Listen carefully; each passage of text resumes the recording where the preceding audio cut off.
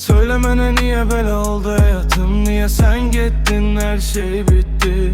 Yanımda olanlar itti bir indi tek kalmışam kalbimde bir sir kimi. Düştüm yine karanlıklara, adın yazıldı qaradaşlara. Qohum bildiklerim geyb oldu birine, indi öz kölgemle danışıram elden. Kaldım ortada yolum bilinmir, içim yanır ama hiç kim bilmir. Sessiz aygırık var bu yüreğimde, tut elimden batıram derslerimde.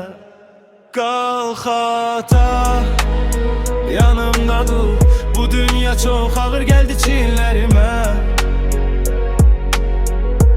Yıkıldım ama kalkmadım hele. Bir sözün yeter kalkım yine de.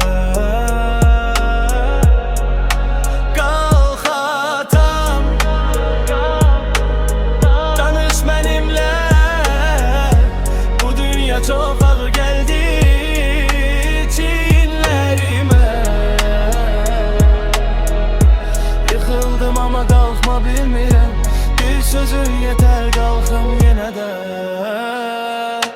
Her adımım səhv ya da elə gəlirəm mənə, taleyim mənə oyun oynayır bilirəm. Gözlerim dolu ama akmır gözyaşlarım, içimde kopan bir sessiz savaş. Küçələr tanıyır məni geceden, her küncdə bir xatirə keçmişimdən. Qaçdım özümdən tutuldum, yenə dönə bilmədim əvvəlki günlərimə. Elimi uzatsam tutarsan mı sen, yoksa bırakarsan yarı yolda məni? Bir çıxış yolu ver bu qaranlıqdan, senin ruhun yanımda olsa.